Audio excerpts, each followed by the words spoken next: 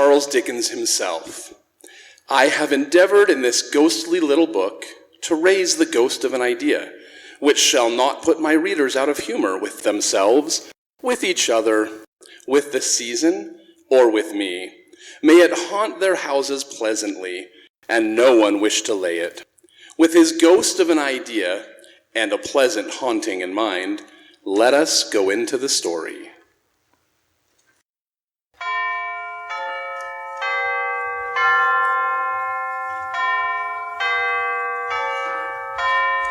Marley was dead, to begin with. There is no doubt whatever about that. Old Marley was dead as a doornail. This must be distinctly understood, or nothing wonderful can come of the story I am going to relate. But oh, Scrooge, he was a tight-fisted hand at the grindstone, a squeezing, wrenching, grasping, scraping, clutching, covetous old sinner. A man on whom external heat or cold had little influence. No warm could warm, no wintry weather chill him. Nobody ever stopped him in the street to inquire the time or directions. But what did Scrooge care? It was the very way he liked. Once upon a time, of all the good days in the year, on Christmas Eve, old Scrooge sat busy in his counting-house. The door of his counting-house was open, so that he might keep an eye on his clerk, Bob Cratchit, who, in a dismal cell, was copying letters.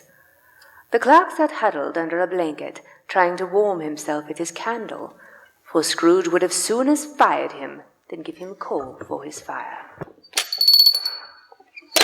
Merry Christmas, Uncle! God save you! Bah! Humbug. But it's Christmas, Uncle! You don't mean that, I'm sure. I do. Merry Christmas. What right do you have to be merry? What reason do you have to be merry? You're poor enough. Come then. What right have you to be dismal? What reason have you to be so morose? You're rich enough. Bah! Humbug. Don't be cross, Uncle. What else can I be when I live in such a world as fools as this? Merry Christmas? Out upon Merry Christmas! What's Christmas time to you but a time for paying bills without any money, and finding yourself another year older, but not an hour richer? If I could work my will, every idiot who goes about with Merry Christmas on his lips should be boiled in his own pudding and buried with a stick of holly through his heart. Uncle! Nephew! Keep Christmas your own way, and let me keep it in mine. Keep it? But you don't keep it. Let me leave it alone, then. Much good it may do you. Much good has it ever done you. There are many things from which I might derive good, by which I have not profited, I dare say. Christmas among the rest. Therefore, Uncle, though it has never put a scrap of gold or silver in my pocket, I believe that it has done me good and will do me good. And I say, God bless it. Let me hear another noise from you, Mr. Cratchit, and you'll be keeping Christmas by losing your job. As for you, nephew, you're quite a powerful speaker, sir. I wonder why you don't go into Parliament. Don't be angry, Uncle. Come, dine with us tomorrow. Why did you get married? Because I fell in love. Because you fell in love. Good afternoon. Nay, Uncle, but you never came to see me before I married. Why give it as a reason for not coming now? Good afternoon. I want nothing from you. I ask nothing of you. Why can't we be friends? Good afternoon. I am sorry, with all my heart, to find you so resolute. We have never had any quarrel to which I have been a party, but I have made the trial in homage to Christmas, and I'll keep my Christmas humour to the last. So a Merry Christmas, Uncle. Good afternoon. And a Happy New Year. Good afternoon.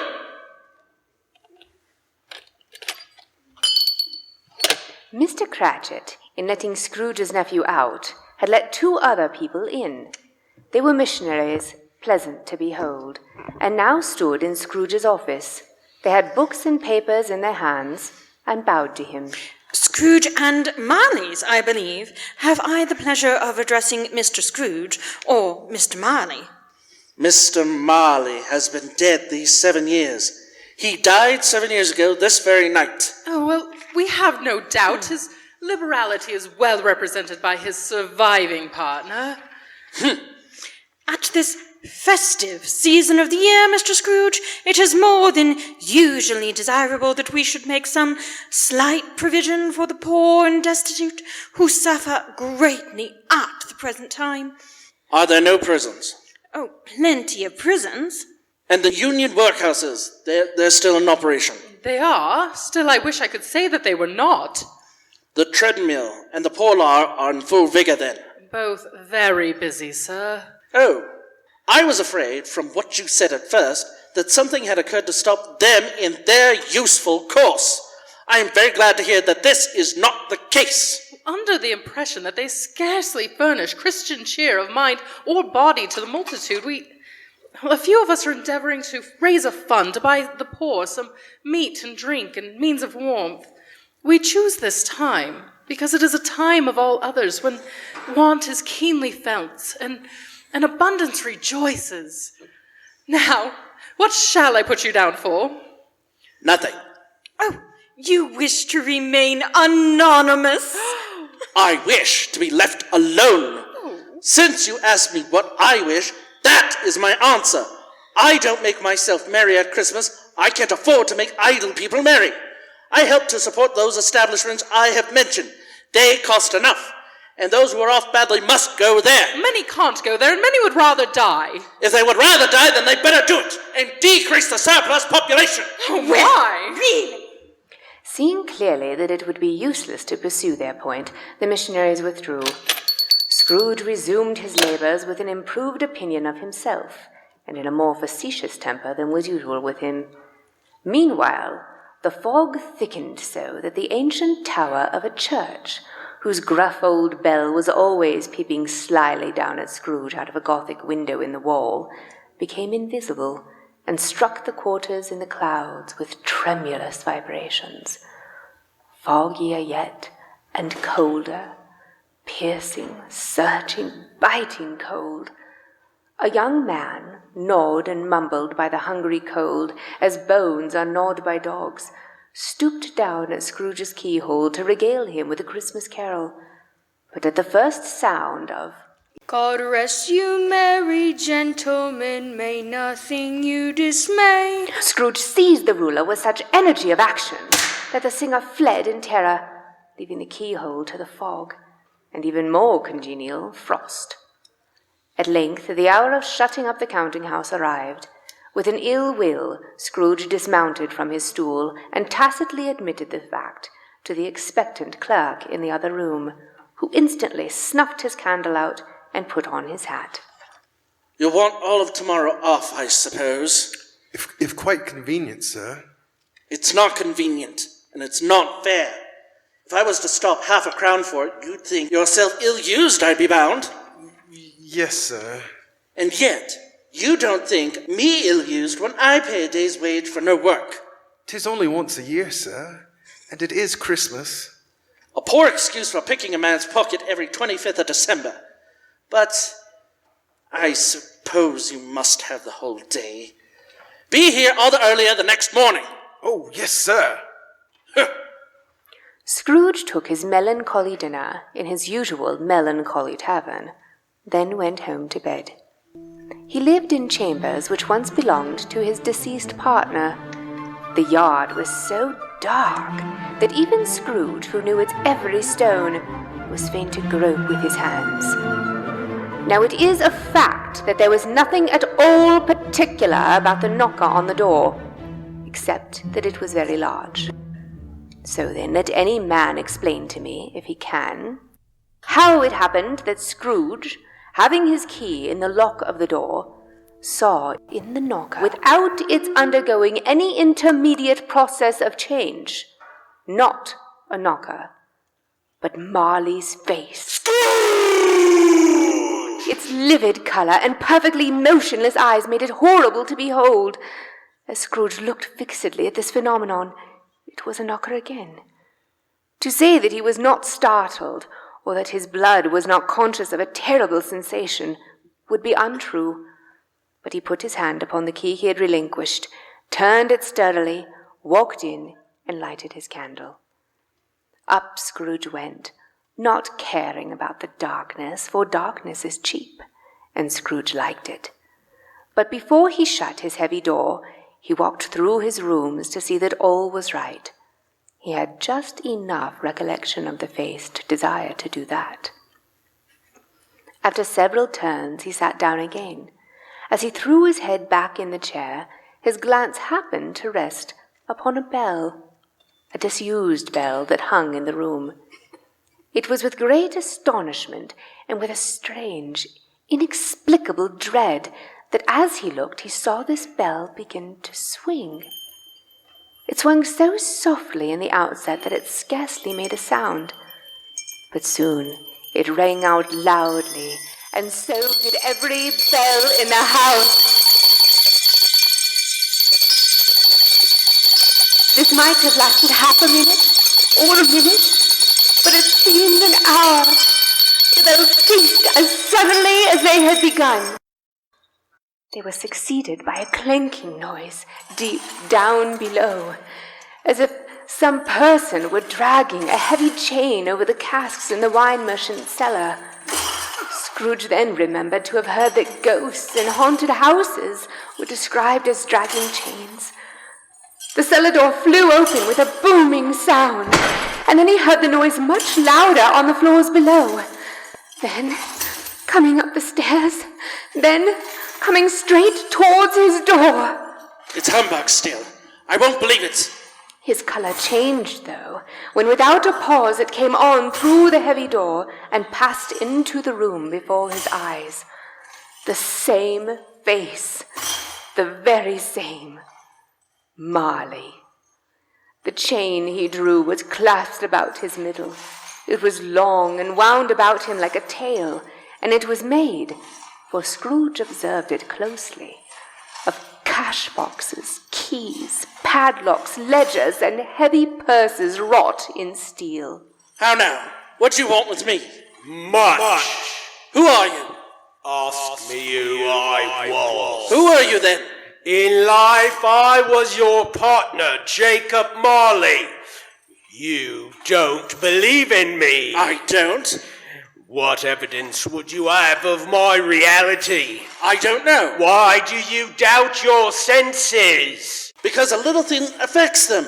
A slight disorder of the stomach makes them cheat. You may be an undigested bit of beef, a blot of mustard, a crumb of cheese, a fragment of underdone potato.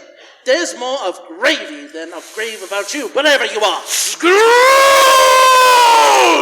Mercy! Dreadful apparition! Why do you trouble me? Man of the worldly mind, do you believe in me or not? I do! I must!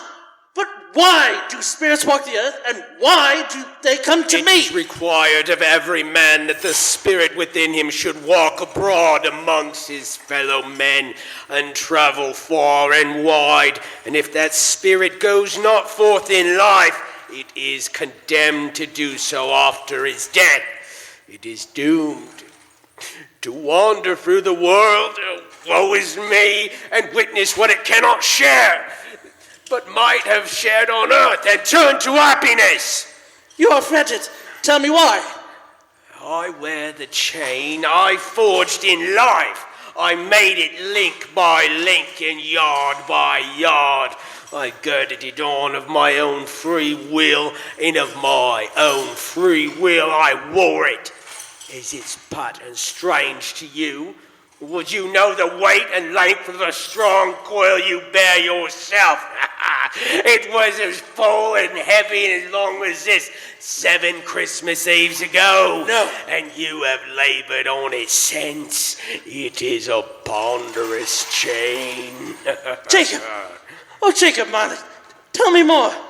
Speak comfort to me, Jacob. I have none to give. It comes from other regions, Ebenezer Scrooge, and is conveyed by other ministers to other kinds of men. Nor can I tell you what I would. A very little more is all permitted me. I cannot rest. I cannot stay. I cannot linger anywhere. And weary journeys lie before me. Captive, bound, and double-ironed, not to know that no space of regret can make amends for one life's opportunity misused. Yet such was I. Oh, such was I. But you were always a good man of business, Jacob. Business? Mankind should have been my business. The common welfare, my business. Charity, mercy, benevolence should have all been my business. The dealings of my trade were but a drop of water in the comprehensive ocean of my business. At this time of the rolling year, I suffer most. Why did I walk through crowds of fellow beings with my eyes turned down, and never raise them to that blessed star which led the wise men to a poor abode? Were there no poor homes to which its light might have conducted me? Hear me, my time is nearly gone. I will. But don't be too hard upon me. That is no light part of my sentence. I am here tonight to warn you that you yet have a chance and an hope of escaping my fate. A chance and hope of my procuring Ebenezer. You were always a good friend. Thank ye. You will be haunted by free spirits. Is that the chance and hope you mentioned, Jacob? It is. I think I'd rather not. Without their visits, you cannot hope to shun the path I tread. Expect the first tomorrow, when the bell tolls 1. Couldn't I just take them all at once and get it over with, Jacob? Expect the second on the next night at the same hour. The third upon the next night, when the last stroke of 12 has ceased to vibrate. Look to me no more. And look for your own sake. You remember what has passed between us.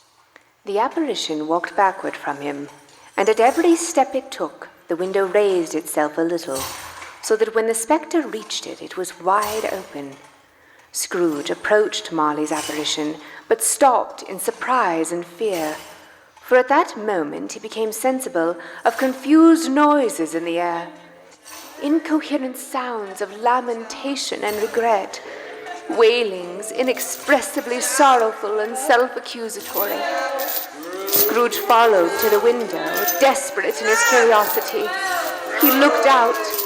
The air was filled with phantoms, wandering hither and thither in restless haste, and moaning as they went. Every one of them wore chains like Marley's ghost. Some few were linked together. None were free. Scrooge closed the window and examined the door by which the ghost had entered. It was double-locked, as he had locked it with his own hands, and the bolts were undisturbed. He tried to say, "Humbug," but stopped at the first syllable, and being, from the emotion he had undergone, or the fatigues of the day, or his glimpse of the invisible world, or the alarming conversation of the ghost, or the lateness of the hour, much in need of repose, went straight to bed without undressing, and fell asleep upon the instant.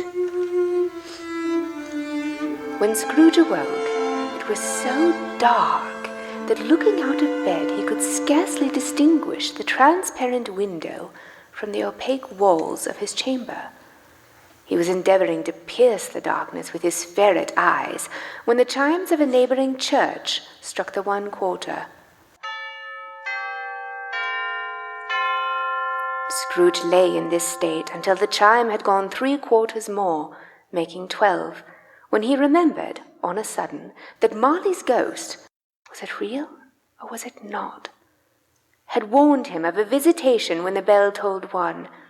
He resolved to lie awake until the hour was past. The quarter was so long that he was more than once convinced he must have sunk into a doze unconsciously and missed the clock. At length it broke upon his listening ear, seemingly happening in but a few moments.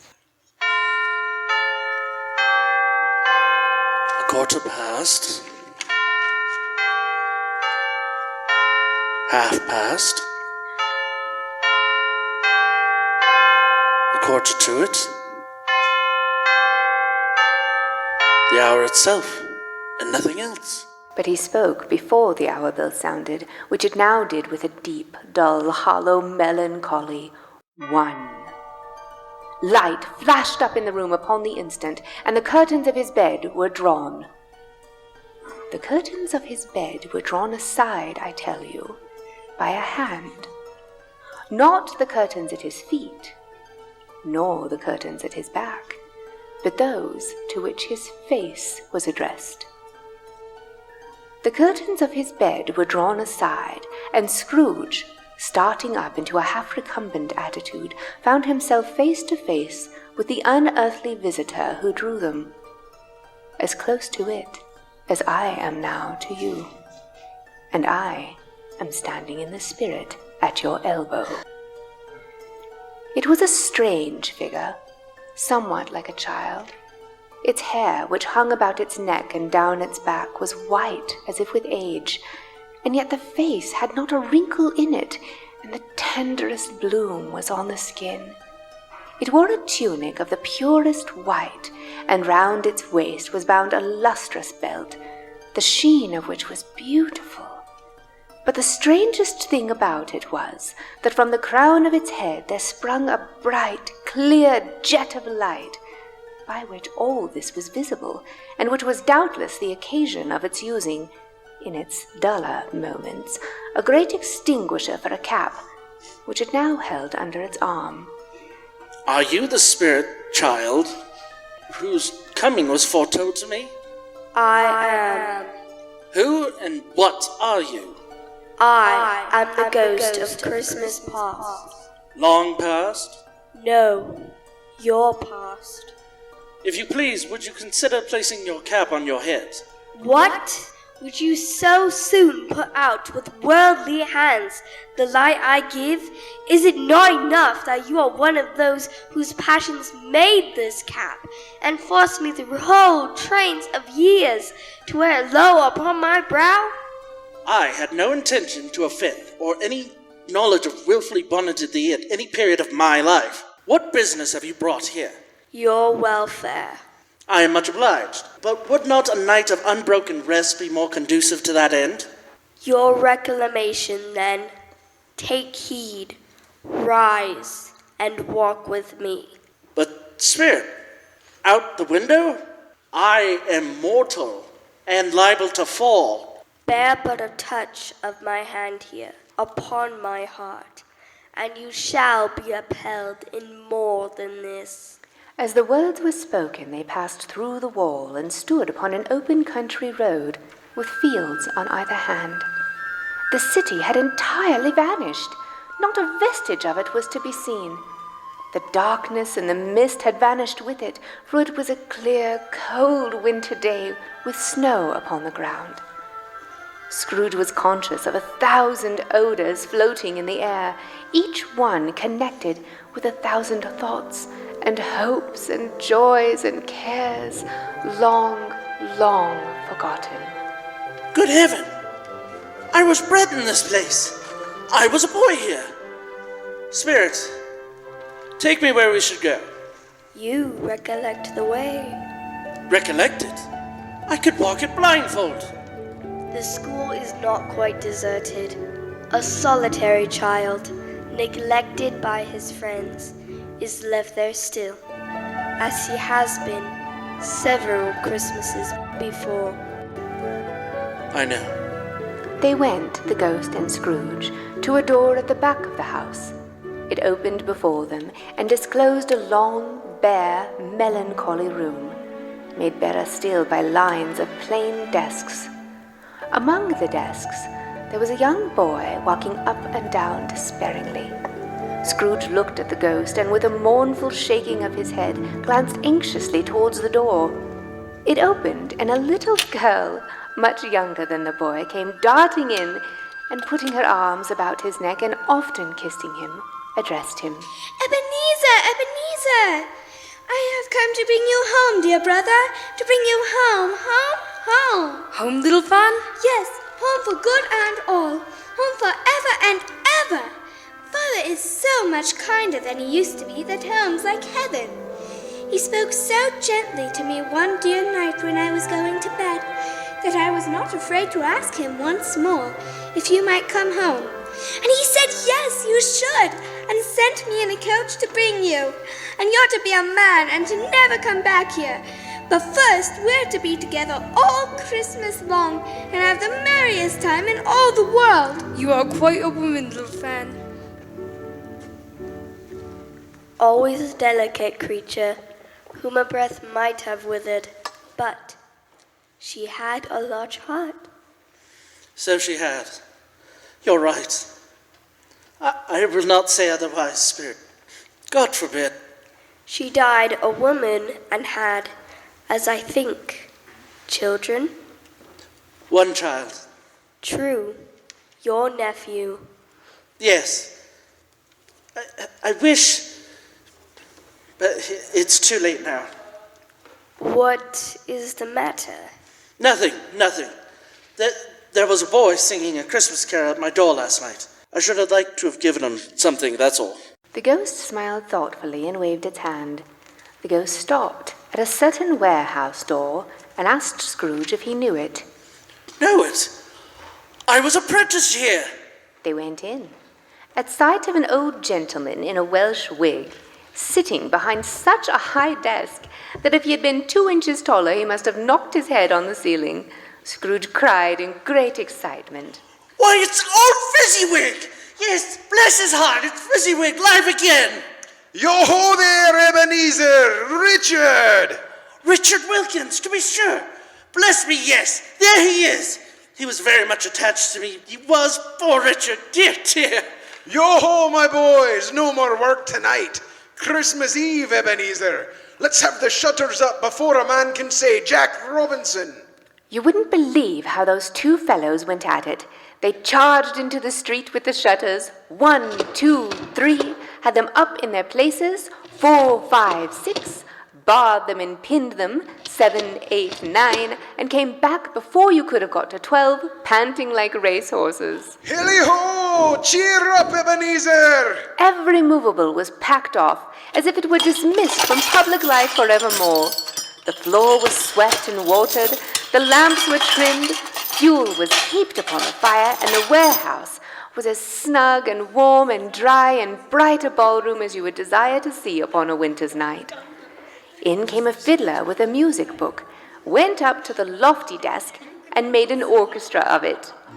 In came all the young men and women employed in the business, and away they all went, 20 couples at once, hands half round and back again the other way, down the middle and up again, round and round in various stages of affectionate grouping. Old Fezziwig, clapping his hands to stop the dance, cried out, and the fiddler plunged his hot face into a pot of porter especially provided for that purpose. When the clock struck 11, this domestic ball broke up.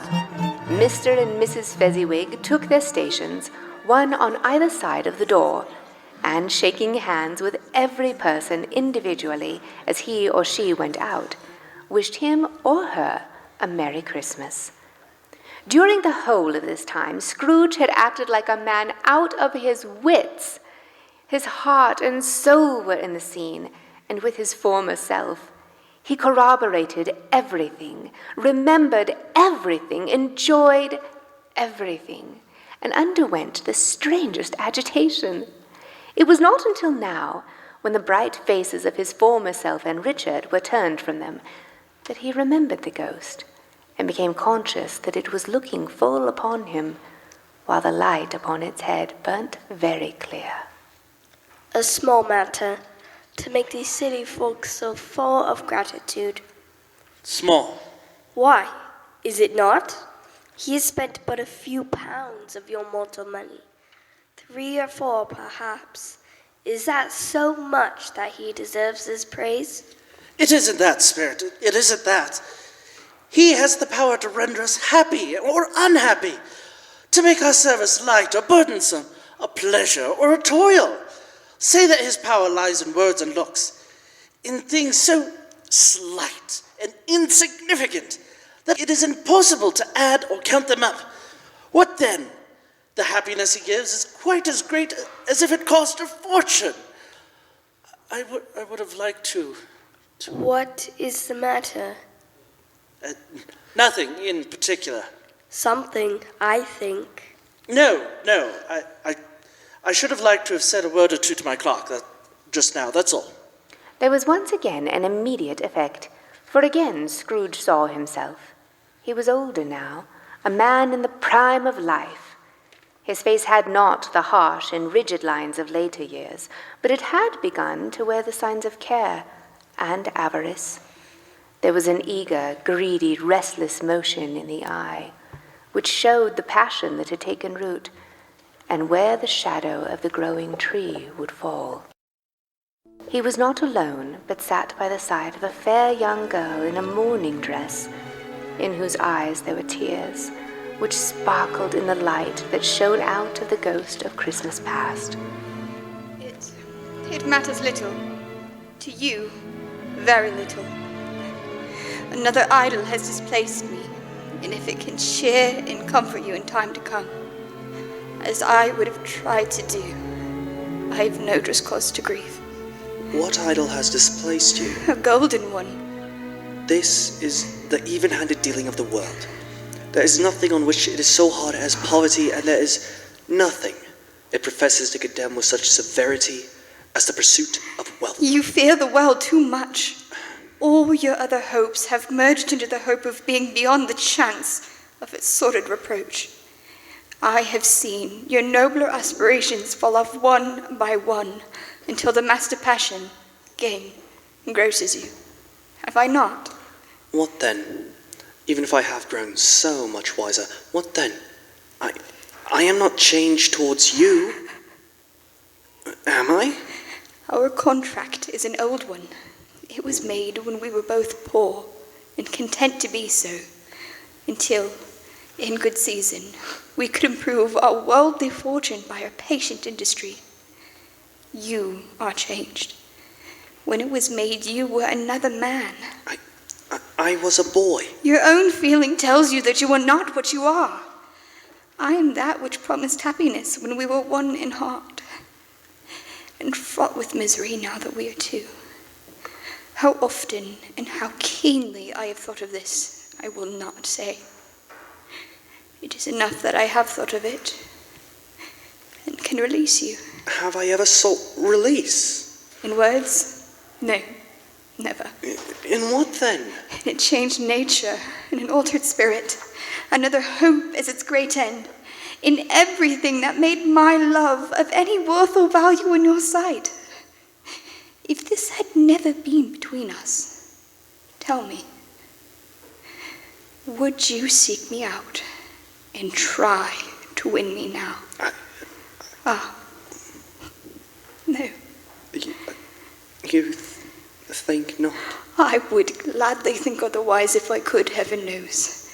When I have learned a truth like this, I know how strong and irrepressible it is.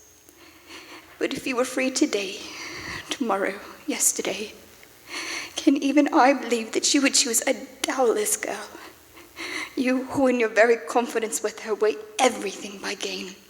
Or, choosing her, if for a moment you were false enough to one guiding principle to do so, do I not know that your repentance and regret would surely follow? I do, and I release you, with the full heart for the love of him you once were. Belle, You may. The memory of what is past makes me hope you will have pain in this. A very, very brief time, and you'll dismiss the recollection of it gladly as an unprofitable dream from which it happened well that you awoke. May you be happy in the life you've chosen, Ebenezer. Spirit, remove me from this place. I told you these were shadows of the things that have been. I know, but That please, they are what they are. Do not blame me. remove me. I cannot bear it. Leave me. Take me back. Haunt me no longer. In the struggle, if that can be called a struggle in which the ghost, with no visible resistance on its own part, was undisturbed by any effort of its adversary, Scrooge observed that its light was burning high and bright, and dimly connecting that with its influence over him, he seized the extinguisher cap and by a sudden action pressed it down upon its head. The spirit dropped beneath it so that the extinguisher covered its whole form. But though Scrooge pressed it down with all his force, he could not hide the light, which streamed from under it in an unbroken flood upon the ground. He was conscious of being exhausted and overcome by an irresistible drowsiness, and further, being in his own bedroom. He gave the cap a parting squeeze in which his hand relaxed, and had barely time to reel to bed before he sank into a heavy sleep.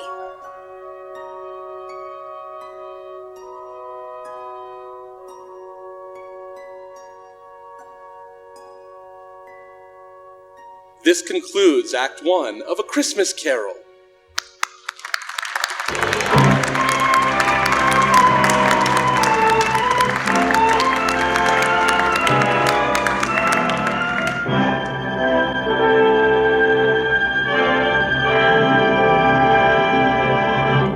And now, a word from our sponsors. How you doing, huh? Hey, how you doing? Hi, my name is Fabrizio Ganucci of the Ganucci Brothers and Sons business. And this is my cousin Luca. Thanks. We are here to talk to you about our insurance provider, Alta Insurance. Well, wait.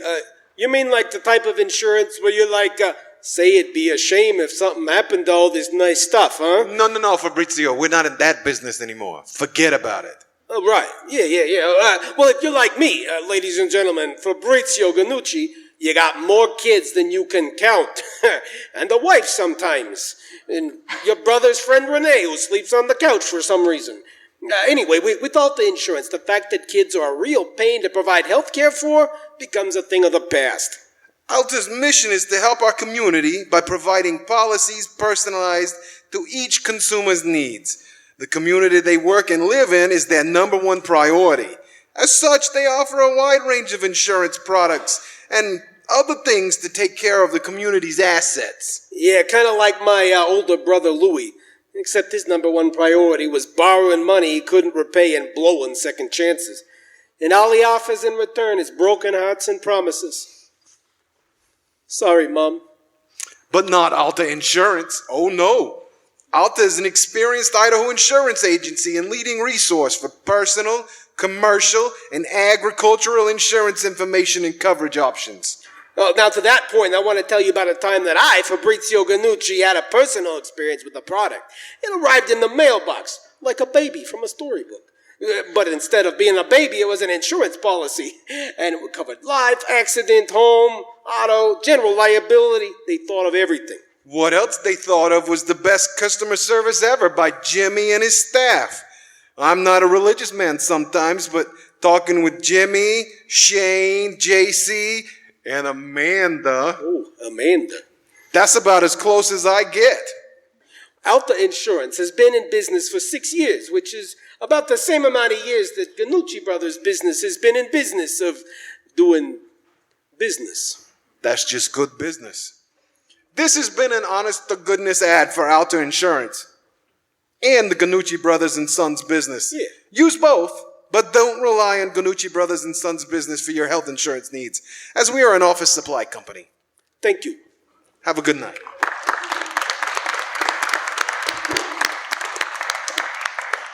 And now we'd like to welcome one of our oldest partners. We are very, very honored to hear from our good friends at the National Mime Broadcasters Association.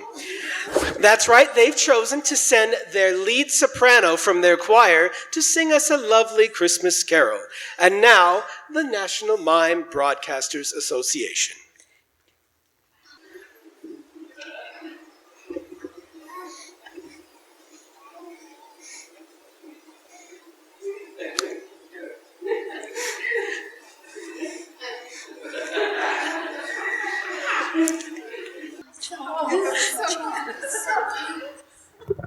Hey, Why would you invite a mime to a radio program?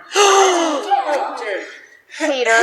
Hey, what?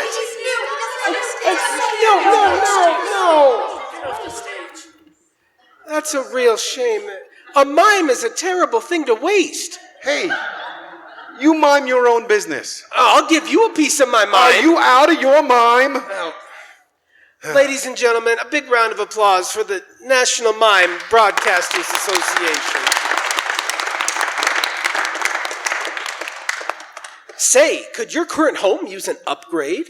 Gee, now that you mention it, Is it an icebox in the winter and an oven in the summer? it sure is. Does the clumping of hooves on cobblestones outside sound as if carts were coming right through your room? By golly, every night. Do the boards and the mice compete to see who squeaks the loudest? They sure do. What about your landlord? Is he a tight-fisted hand at the grindstone? I'd describe him more as a squeezing, wrenching, grasping, scraping, clutching, covetous old sinner. But what can you do? You could move out of 19th century London and into the future, and one of the beautiful apartments that can only be found at St. Clair Property Management. They feature nearly 50 modern units spread out over 3 beautiful properties. Gee, mister, do they have them new indoor toilets I've heard about? Oh, absolutely. All the latest modern conveniences. Wow. And no worries about that crazy landlord, not when you've got a guy like Lynn Frank running the place. Lynn Frank, a guy so nice they named him twice. Not to mention his top-shelf maintenance staff that keeps everything in your unit, including that brand new indoor plumbing, running top shelf. Golly, I'm looking them up right now. That's right, folks. St. Clair Property Management. Find your new home today. Thank you.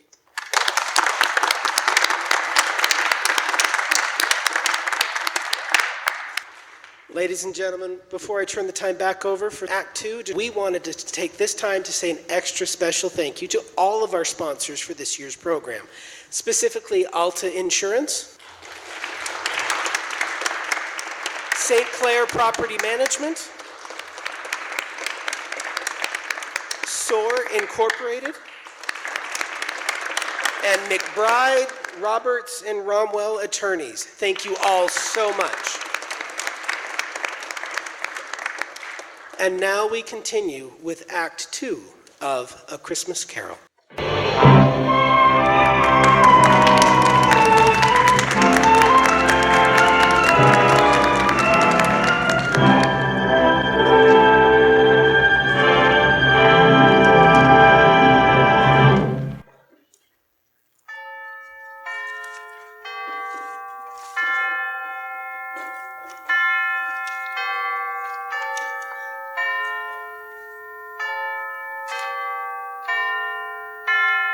Awaking in the middle of a prodigiously tough snore, and sitting up in bed to get his thoughts together, Scrooge had no occasion to be told that the bell was again upon the stroke of 1.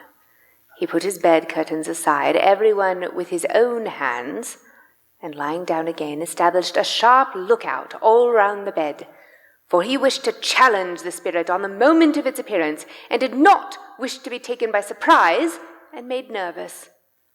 I don't mind calling on you to believe that he was ready for a good broad field of strange appearances, and that nothing between a baby and a rhinoceros would have astonished him very much. Now, being prepared for almost anything, he was not by any means prepared for nothing. Consequently, when the bell struck 1, and no shape appeared, he was taken with a violent fit of trembling. 5 minutes, 10 minutes, a quarter of an hour went by, and yet nothing came. At last he began to be aware of a ghostly light in the adjoining room, from whence it seemed to shine. This idea taking full possession of his mind, he got up softly and shuffled in his slippers to the door. Ebenezer Scrooge! Come in and know me better, man! It was his own room. There was no doubt about that, but it had undergone a surprising transformation. The walls and ceiling were so hung with living green that it looked a perfect grove, from every part of which bright gleaming berries glistened.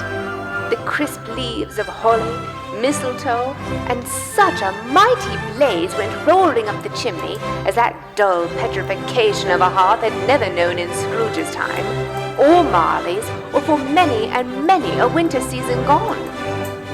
Heaped upon the floor to form a kind of throne were turkeys, geese, great joints of meat, mince pies, red-hot chestnuts, juicy oranges, and seething bowls of punch that made the chamber dim with a delicious steam. In easy state upon this couch there sat a jolly giant, glorious to see, who bore a glowing torch and held it up, high up, to shed its light upon Scrooge as he came peeping round the door. Scrooge entered timidly and hung his head before this spirit. He was not the dogged Scrooge he had been, and though the spirit's eyes were clear and kind, Scrooge did not like to meet them. I am the ghost of Christmas present. Look upon me. You have never seen the like of me before? Never. Have never walked forth with the younger members of my family? Meaning, for I am very young, my elder brothers born in these later years? I don't think I have. I'm afraid I have not. How many brothers, Spirit? More than 1,800! A tremendous family to provide for. Spirit, conduct me where you will. I went forth last night on compulsion, and I learned a lesson which is working now. Tonight, if you have aught to teach me, let me profit by it. Touch my robe. Scrooge did as he was told, and held it fast. Holly, mistletoe, berries, meat, fruit, and punch all vanished instantly. So did the room, the fire, the ruddy glow, the hour of night. And they stood in the city streets on Christmas morning, where, for the weather was severe, the people made a rough but brisk and not unpleasant kind of music in scraping the snow from the pavement in front of their dwellings. Soon the steeples called good people all to church and chapel, and away they came with their gayest faces. And at the same time there emerged from scores of by-streets, lanes, and nameless turnings innumerable people carrying their dinners to the bakers' shops. The sight of these poor revellers appeared to interest the spirit very much, for he stood with Scrooge beside him in a baker's doorway, and taking off the covers as their bearers passed, sprinkled incense on their dinners from his torch. And it was a very uncommon kind of torch, for once or twice, when there were angry words between some dinner-carriers who had jostled each other, he shed a few drops of water on them from it, and their good humour was restored directly, for they said it was a shame to quarrel upon Christmas Day. And so it was. God love it, so it was. Is there a peculiar flavor in what you sprinkle from your torch? There is. My own. Would it apply to any kind of dinner on this day? To any kindly given. To a poor one most. Why to a poor one most? Because it needs it most. Perhaps it was the pleasure the good spirit had in showing off this power of his, or else it was his own kind, generous, hearty nature, and his sympathy with all poor men that led him straight to Scrooge's clerks. For there he went, and took Scrooge with him, holding to his robe.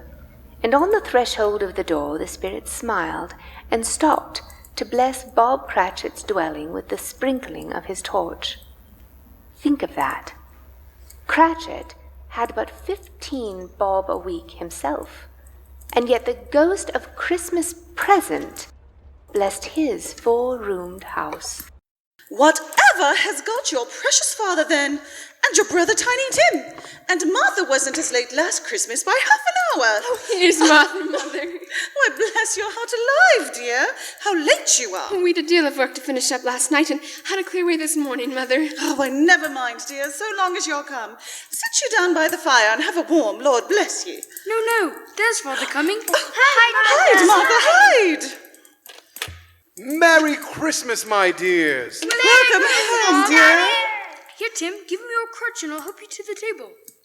Why, where's our Martha? Oh, she's not coming. Not coming upon Christmas Day.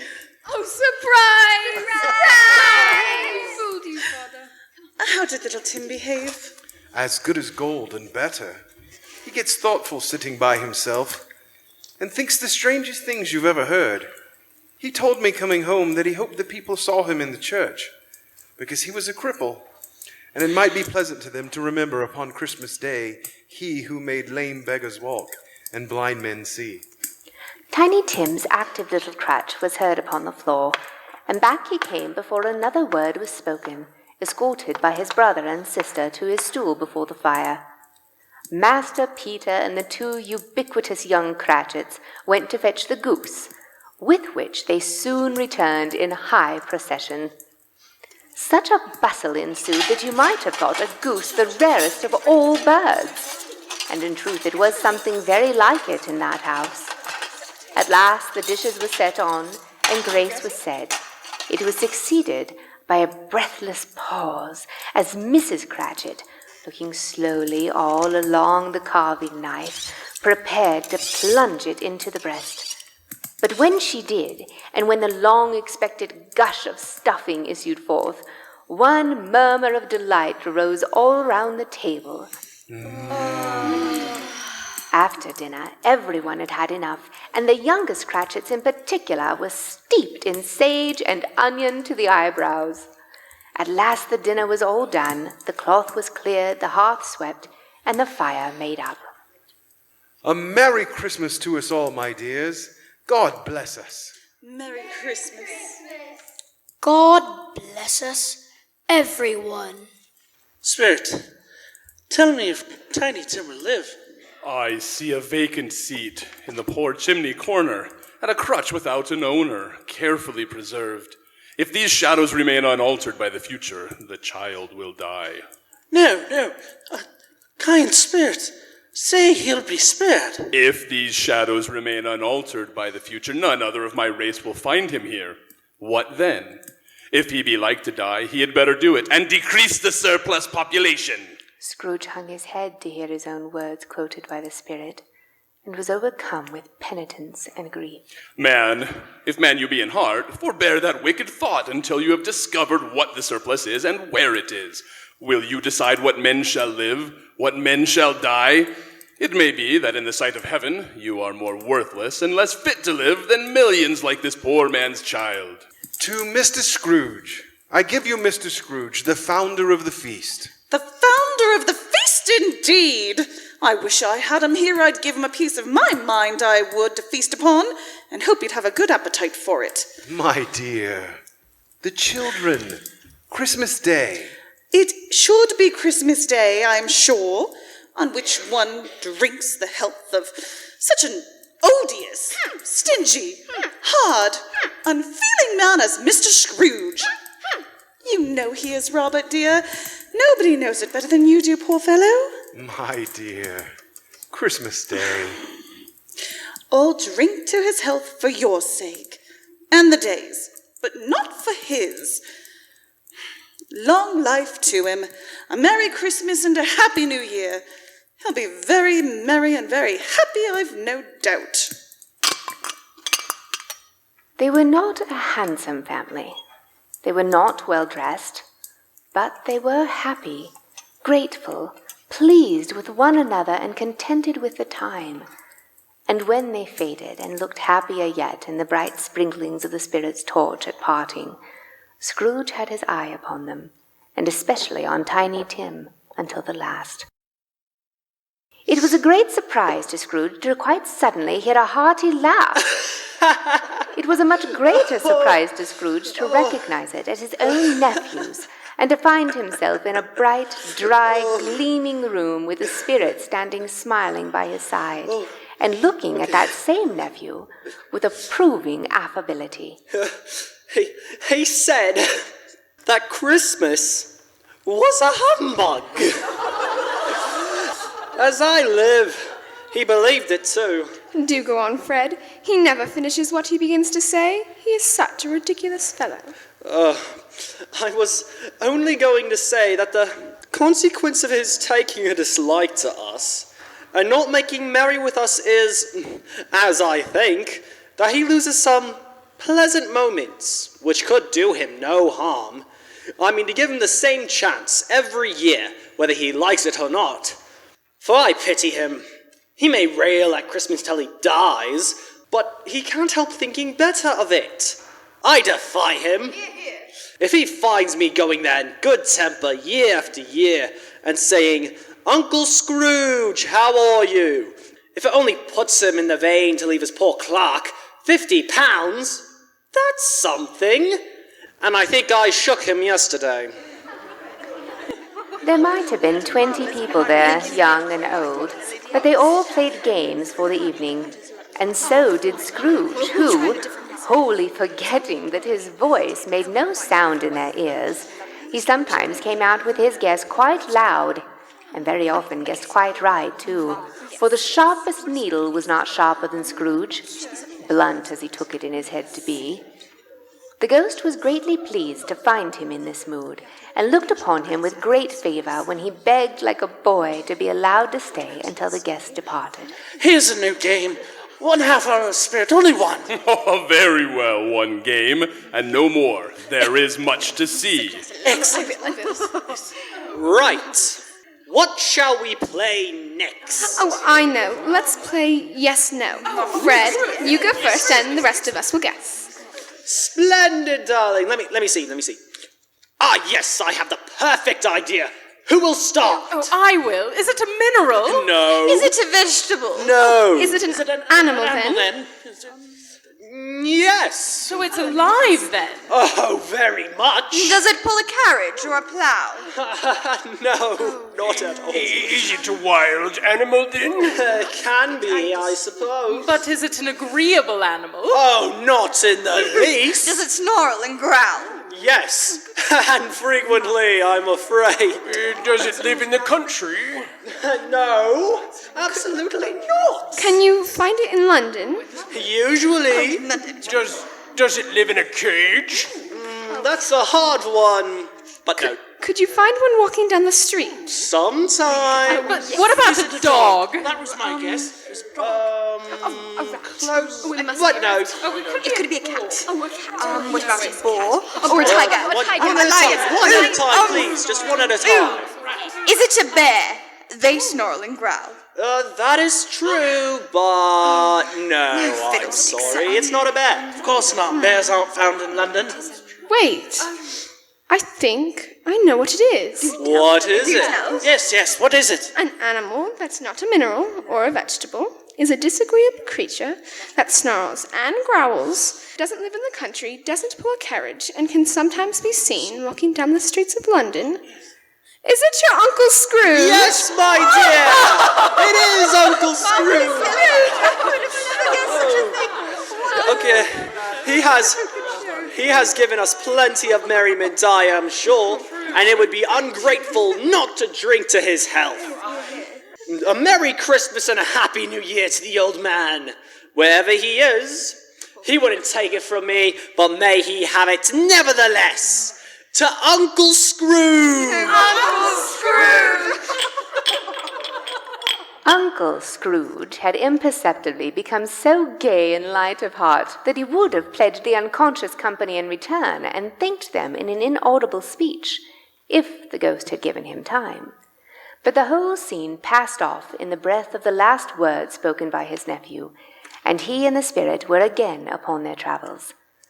Much they saw, and far they went, and many homes they visited, but always with a happy end.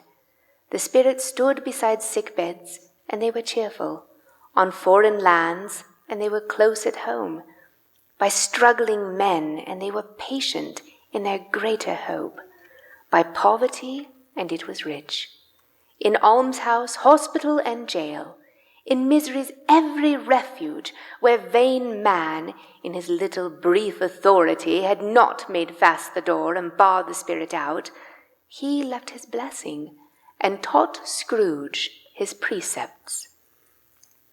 It was a long night, if it were only a night, but Scrooge had his doubts of this, because while Scrooge remained unaltered in his outward form, the ghost grew older, clearly older. Scrooge had observed this change, but never spoke of it when, looking at the spirit as they stood together in an open place, he noticed that its hair was grey. Are spirits' lives so short? My life upon this globe is very brief. It ends tonight. Tonight? Tonight at midnight. Hark! The time is drawing near. Forgive me if I'm not justified in what I ask, but I see something strange, not belonging to yourself, protruding from your robes. Is it a foot or a claw? It might be a claw, for the flesh there is upon it. Look here. From the foldings of its robe, it brought 2 children, wretched, abject, frightful, hideous, miserable. They were a boy and a girl. Where graceful youth should have filled their features out and touched them with its freshest tints, a stale and shriveled hand like that of age had pinched and twisted them and pulled them into shreds. Where angels might have sat enthroned, devils lurked and glared out menacing. Through all the mysteries of wonderful creation, never has there been monsters half so horrible and dread. Spirits, are they yours? They are man's, and they cling to me, abandoned by their fathers. This boy is ignorance. This girl is want. Beware them both in all their degree, but most of all beware this boy, for on his brow I see that written which is doom, unless the writing be erased. Deny it, slander those who tell it ye, admit it for your factious purposes, and make it worse, and abide the end. Have they no refuge or resource? Are there no prisons? Are there no workhouses?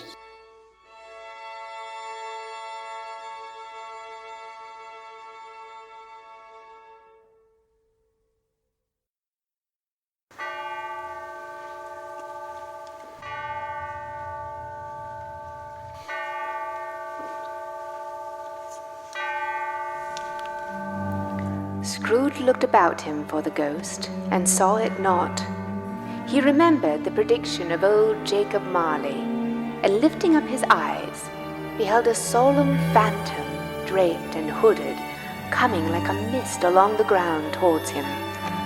When it came, Scrooge bent down upon his knee, for in the very air through which this spirit moved, it seemed to scatter gloom and mystery. It was shrouded in a deep black garment, which concealed its head, its face, its form, and left nothing of it visible save one outstretched hand. He felt that it was tall and stately when it came beside him, and that its mysterious presence filled him with a solemn dread. He knew no more, for the spirit neither spoke nor moved. I am in the presence of the ghost of Christmas yet to come. The spirit answered not, but pointed onward with his hand. You are about to show me the shadows of the things that have not happened, but will happen in the time before us. Is that so, Spirit? The upper portion of the garment was contracted for an instant in its folds, as if the spirit had inclined its head. That was the only answer he received. Although well used to ghostly company by this time, Scrooge feared the silent shape so much that his legs trembled beneath him, and he found that he could hardly stand when he prepared to follow it. Ghost of the future, I fear you more than any spectre I have seen. But as I know your purpose is to do me good, and as I hope to live to be another man from what I was, I am prepared to bear your company, and do it with a thankful heart. Will you not speak to me? Lead on. Lead on. The night is waning fast, and it is precious time to me. I know. Lead on, spirit. The phantom moved away as it had come towards him. Scrooge followed in the shadows of its dress, which bore him up, he thought, and carried him along. They scarcely seemed to enter the city, for the city rather seemed to spring up about them and encompass them of its own act. But there they were in the heart of it. The spirit stopped beside one little knot of businessmen.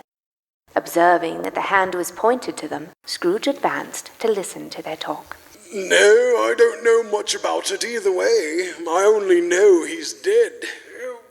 When did he die? Last night, I believe. Why, what was the matter with him? I thought he'd never die. Who knows? But what has he done with all his money? I haven't heard. Perhaps he's left it to his company. He hasn't left it to me, that's all I know. It's likely to be a very cheap funeral, for upon the life of me, I don't know of anyone to go to it. Suppose we make up a party and attend. I don't mind going as long as lunch is provided. Well, I am the most disinterested among you after all, for I never wear black gloves and I never eat lunch. But I'll offer to go if anybody else will. When I come to think of it, I'm not at all sure that I wasn't his most particular friend, for he once stopped me to ask for the time. Speakers and listeners strolled away and mixed with other groups.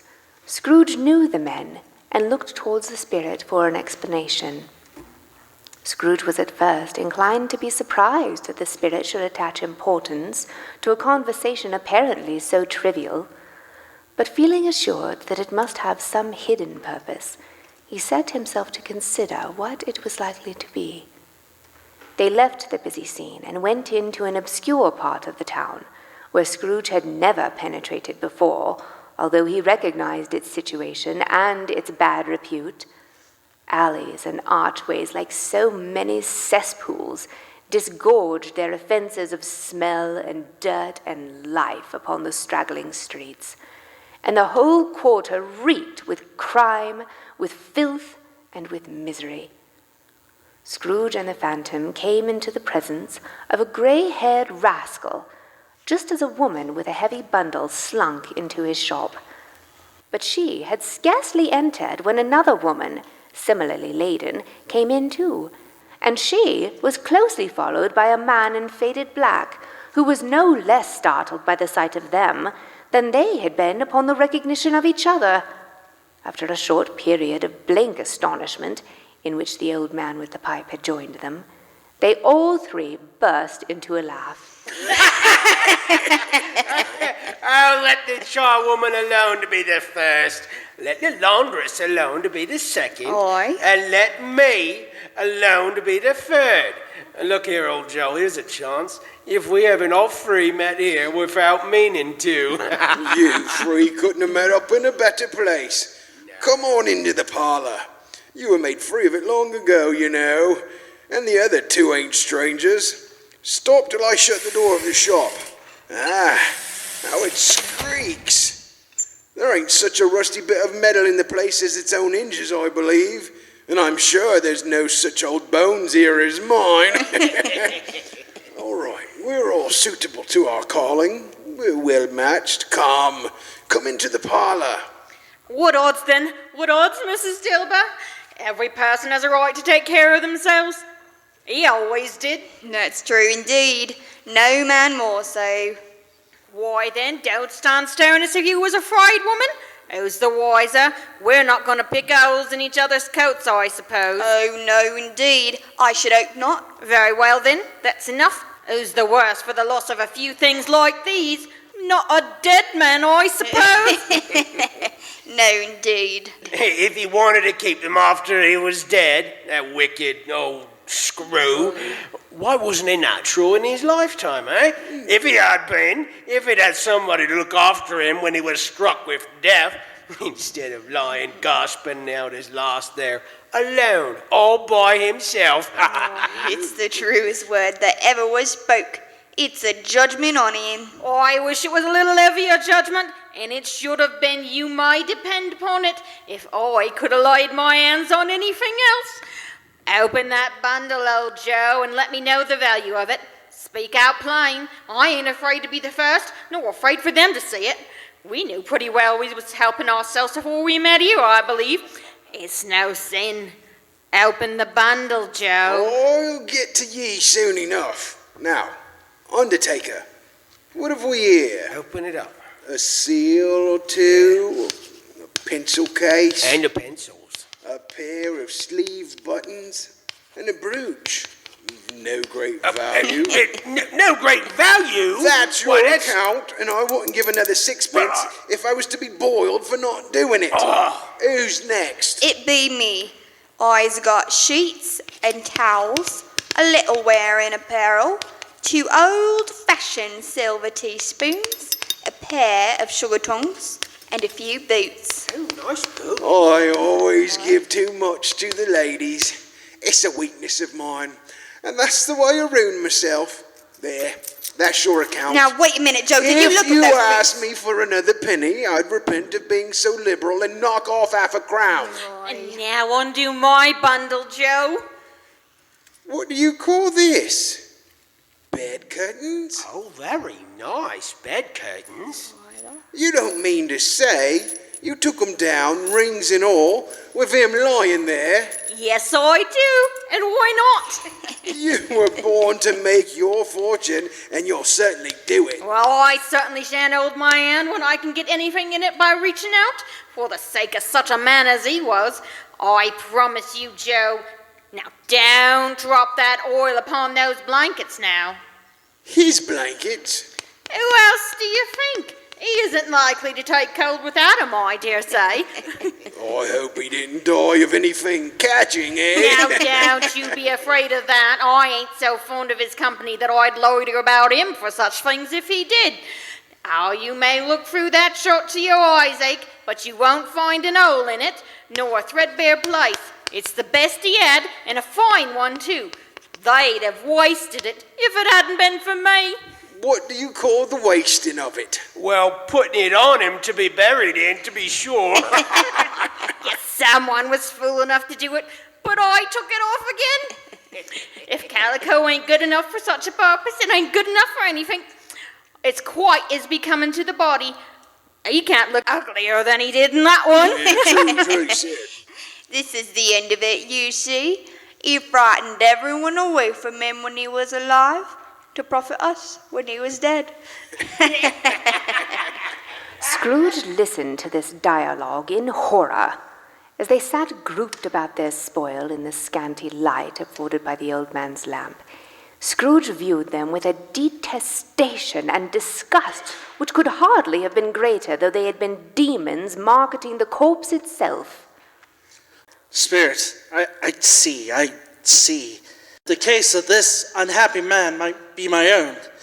My life tends that way now. If there's any person in the town who feels emotion caused by this man's death, show that person to me, Spirit. I beseech thee. The phantom spread its dark robe before him for a moment, like a wing, and withdrawing it revealed a room by daylight where a woman was expecting someone, and with anxious eagerness. At length the long-expected knock was heard. She hurried to the door and met her husband, a man whose face was careworn and depressed, though he was young. There was a remarkable expression in it now, a kind of serious delight of which he felt ashamed and which he struggled to repress. Oh, is it good or bad? Bad? Oh, we are quite ruined. No, there's hope yet, Caroline. If he relents, there is. Nothing is past hope if such a miracle has happened. He is past relenting. Past relenting? He is dead. Truly? What the half-drunken woman said to me last night when I tried to seek a delay, which seemed a mere excuse to avoid me, turns out to have been quite true. He was not only very ill, but dying then. But to whom will our debt be transferred? I don't know, but before that time, we shall be ready with the money. And even though we were not, It would be bad fortune indeed to find so merciless a creditor and his successor. We may sleep tonight with light hearts, Caroline. Aye, my dear. Yes, soften it as they would, their hearts were lighter. It was a happier house for this man's death. The only emotion the ghost could show him, caused by the event, was one of pleasure. Let me see some tenderness connected with the death, or that dark chamber, spirit, which we have just left now, will forever haunt me. The ghost conducted him through several streets familiar to his feet, and as they went along, Scrooge looked here and there to find himself, but nowhere was he to be seen. They entered poor Bob Cratchit's house, the dwelling he had visited before, and found the mother and the children seated round the fire. Quiet. Very quiet. The noisy little Cratchits were as still as statues in one corner, and sat looking up at Mother, who had a book before her. Her daughters were engaged in sewing, but surely they were very quiet. And they took a child and set him in the midst of them. The words are in my eyes. It makes them weak by candlelight. And I wouldn't show weak eyes to your father when he comes home, not for the world. It must be near his time. Past it, rather. But I think he's walked a little slower than he used these few last evenings, Mother. I have known him to walk. I've known him to walk with Tiny Tim upon his shoulders very fast indeed. And so have I, often. And so have I. But he was very light to carry, and your father loved him so that it was no trouble. No trouble at all. There's your father at the door. Hello, Father. Sunday. You went today then, Robert? Yes, my dear. I wish you could have gone. It would have done you good to see how green a place it is. But you'll go often. Yes. I promised him. I promised him that I would walk there on a Sunday. Oh, my boy. My little, little child. Oh, darling. Spectre, something informs me that our parting moment is at hand. I know it, but I do not know how. The spectre pointed once again, and Scrooge, wondering why and whither they had come, accompanied it until they reached an iron gate. He paused to look round before entering. A churchyard. Here, then, the wretched man whose name he had now to learn lay underneath the ground. It was a worthy place, walled in by houses, overrun by grass and weeds, the growth of vegetation's death, not life. A worthy place indeed. The spirit stood among the graves and pointed down to one. Scrooge advanced towards the headstone. The phantom was exactly as it had been, but Scrooge dreaded that he saw new meaning in its solemn shape. Before I draw near to that stone for which you point, answer me one question. Are these the shadows of things that will be? Or are they the shadows that may be only? Men's courses will foreshadow certain ends, to which, if persevered in, they must lead. But if the course be departed from, the ends will change. Say it is so for which you show me. Scrooge crept towards the grave, trembling as he went, and following the finger, read upon the stone of the neglected grave. Ebenezer Scrooge. No, Spirit, no. Hear me. I am not the man that I was. I will not be the man I must have been for this intercourse. Why show me this if I am our best hope? Good Spirit, Your nature intercedes me and pities me. Assure me that I may change these shadows for which you have shown me by an altered life. I will honor Christmas in my heart and keep it all the year. I will live in the past, the present, and the future. The spirits of all three shall strive within me. I will not shut out the lessons they teach me. Oh, tell me I may sponge away the writing on the stone. Please tell me, Spirit. Spirit, help. Please. Spirit. Please, Spirit, help.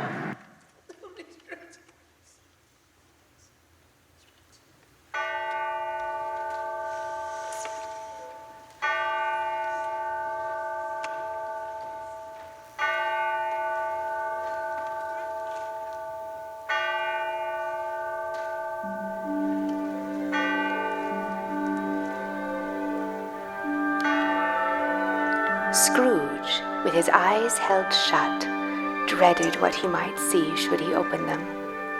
After a few moments, he dared to peer at his surroundings. Yes, the bedpost was his own. The bed was his own. The room was his own. Oh, best and happiest of all, the time before him was his own to make amends in. I will live in the past, the present, and the future. The spirits of all three shall strive within me. Oh, Jacob Marley, heaven at Christmas time be praised for this. I say it on my knees, oh Jacob, on my knees. The bed curtains, they're not torn down. They're not torn down, rings and all. They're here. I am here. The shadows of the things that may have been, may be dispelled. They will be dispelled. I know they will. I don't know what to do. I'm as light as a feather, as happy as an angel, as merry as a schoolboy. I'm as giddy as a drunken man. A Merry Christmas to everybody! A Happy New Year to all the world! Whoop! Hurrah there!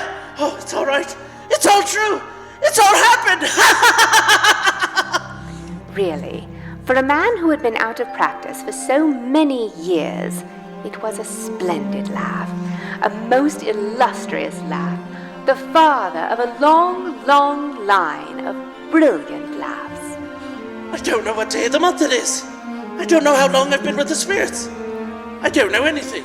I'm quite a baby. Oh, never mind, I don't care. I'd rather be a baby. Whoop! Oh, hello there! Whoop! Hello! No fog, no mist, just a clear steering. Ooh, cold. Oh, fresh sweet air.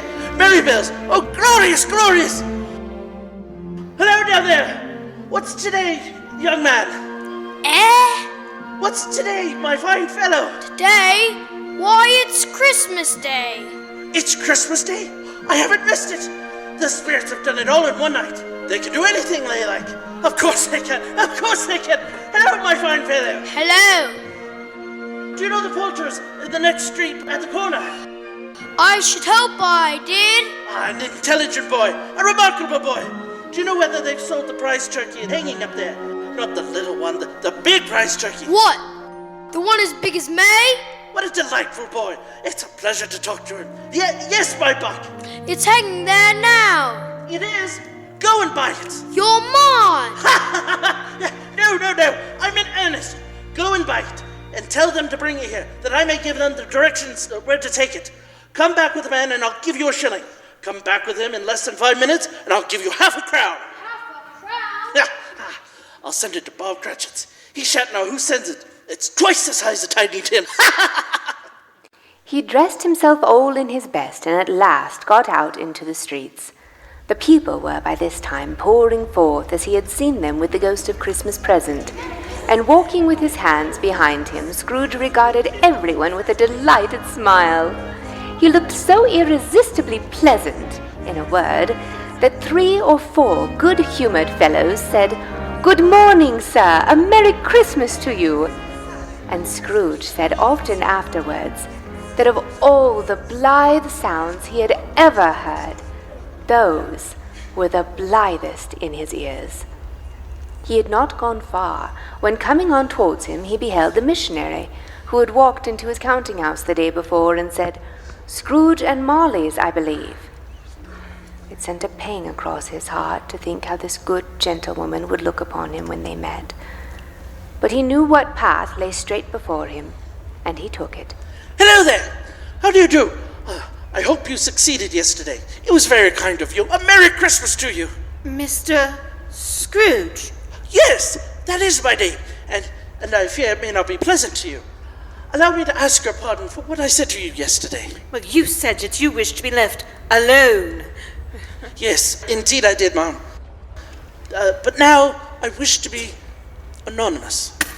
You wish to be anonymous? Lord bless me, my dear Mr. Scrooge. Are you serious?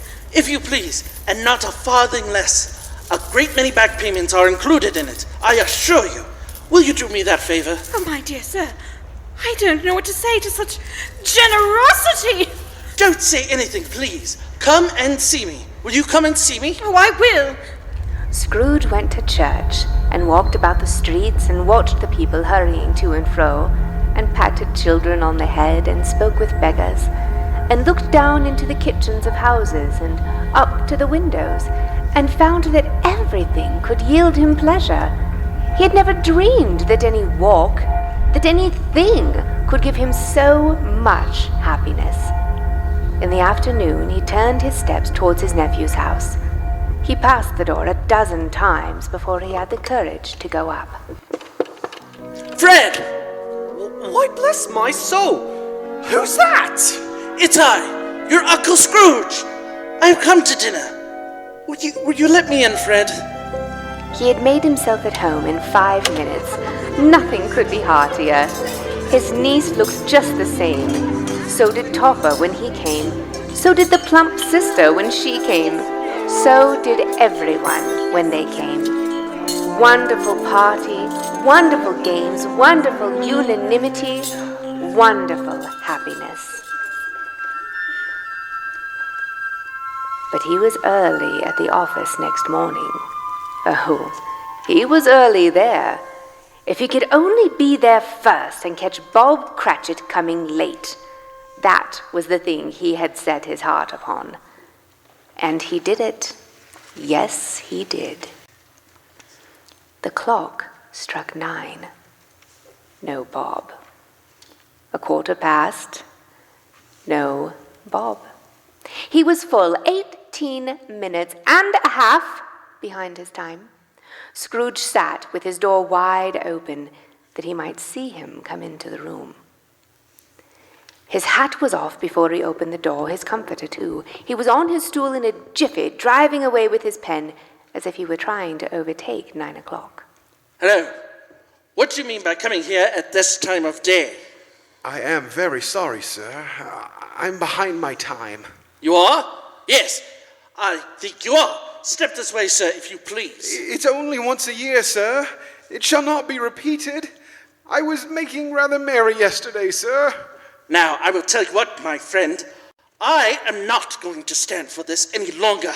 Mr. Scrooge, sir. And therefore... Sir. And therefore, I'm about to raise your salary. Sir? Ah, Merry Christmas, Bob. A merrier Christmas, Bob, my good fellow, than I've ever given you many a year. I'll raise your salary. I'll endeavor to assist your struggling family, and we'll discuss your affairs this very afternoon over a Christmas bowl of smoking bishop. Make up the fires, and buy another coal scuttle before you dot another I, Bob Cratchit. Oh, thank you, Mr. Scrooge. Thank you. Scrooge was better than his word. He did it all and infinitely more. And to Tiny Tim, who did not die, he was a second father. He became as good a friend, as good a master, and as good a man as the good old city knew, or any other good old city, town, or borough in the good old world. He had no further intercourse with spirits, but lived upon the total abstinence principle ever afterwards. And it was always said of him that he knew how to keep Christmas well if any man alive possessed the knowledge. May that be truly said of us, and all of us. And so, as Tiny Tim observed, God bless us, every one.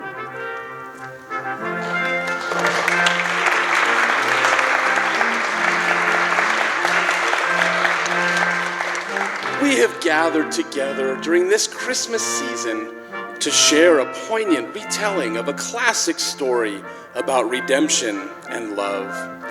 Is there one amongst us who is perfect? Is there a soul present who hasn't the need of change? Scrooge, being a fictional character, had the opportunity to choose redemption and to act on it in a single night. For the rest of us, the road is neither so short, nor so clear, nor fanciful. Here lies the challenge for every human being. True redemption is a lifelong endeavor.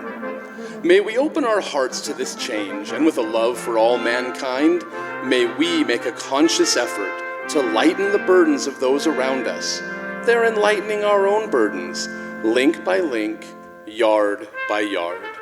Merry Christmas, and good night.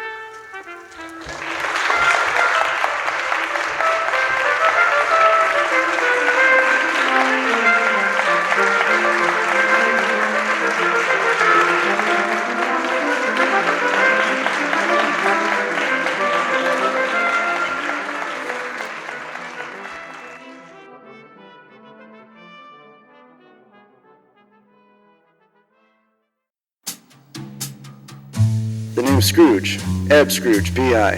Jimsy's the handle. I'm a Christmas kid. I think this is the beginning of a beautiful friendship.